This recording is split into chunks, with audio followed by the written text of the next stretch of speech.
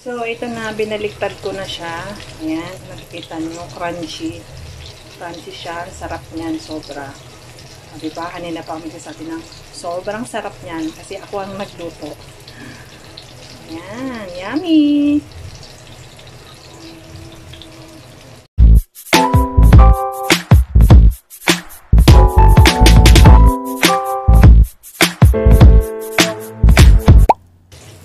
Good morning! Ako ay magluluto ng tortang talong na may sibuyas at itlog. Hindi ko tinanggal yung balat. Bali, pinakuluan ko lang siya. Mas gusto ko yung may balat para crunchy-crunchy. Tapos, kailangan pag nagluto ko ng talong, kailangan mahina lang yung apoy. Tapos, ito pa yung, bali, 4 yung niluto ko. Ayan, may 2 pa akong isasalang. Tapos, ang kapartner niyan ay pritong galunggong. Happy Friday! So, mamaya papakita ko sa inyo yung galunggong. So, ito pala yung talong. Binaliktad ko na siya. Kung gusto mo crunchy yung talong na fried, na may basta tortang talong tawag niyan. Nilagyan ko siya ng sibuyas. Kung gusto mo maging crunchy, huwag mong babalatan. Papakuluan mo lang siya sa tubig. Tapos, hihiwa-hiwain mo siya hanggang sa mayupi. Ayan. So, kung nakikita nyo, ayan, brown-brown. Ang bango niya. Yummy. Ayan, may sasabihin lang pala ako. Kung gusto nyo naman na ayaw nyo ng balat, pwede nyo naman tanggalin. Depende sa inyo kung gusto nyo may balat o wala. Pero ako, mas gusto ko yung hindi tinatanggal yung balat para crunchy siya. Nakasayang din kasi. Pero gusto ko talaga yung may balat. Pero yung iba niyan, tinatanggal yung balat. Tapos pag nagtutortang talong, imbis na pakuluan, ang ginagawa, sinusugba, inaano sa apoy.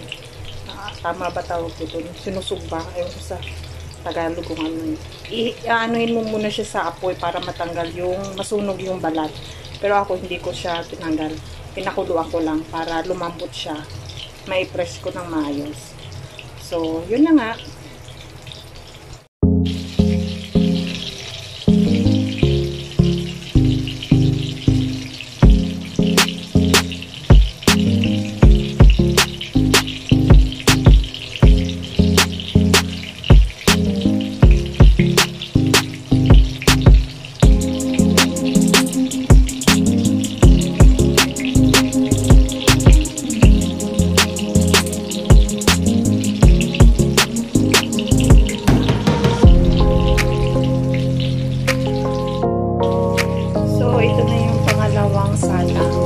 Kasi bali 4 yung ito na yung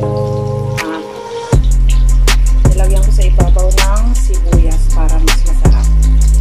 Pero pag binaliktad ko yan, ilalagay ko itong tirang sibuyas doon sa kabilang side.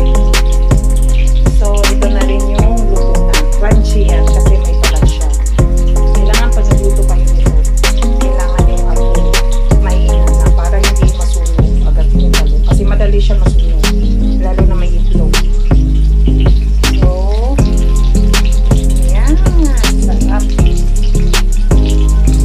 Pakita ko sa inyo mamaya yung lutuin kong pritong galunggong katapos nito. Try mo na to, sobrang sarap nito. Mapaparice kayo madami. Kung hindi naman kayo mahilig sa rice, pwede nyo naman ito pakahin. Napaka-healthy itong gulay. Talong. Bango niya, sobra. Ayan, nilagay ko pala dyan.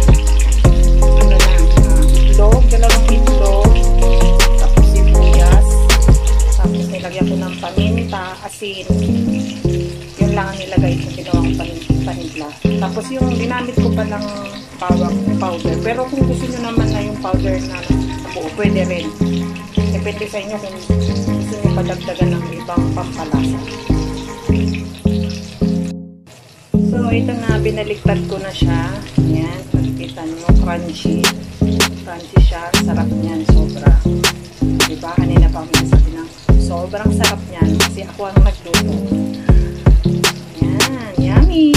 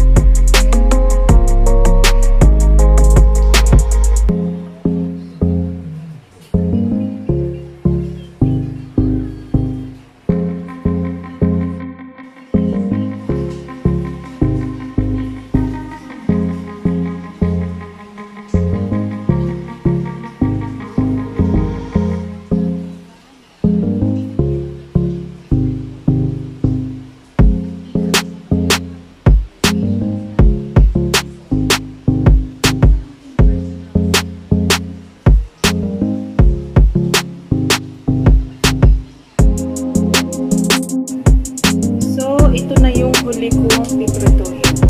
Ayan. So, luto na siya. Ihahunin ko na siya. So, ito na yung pangalawa kong sala.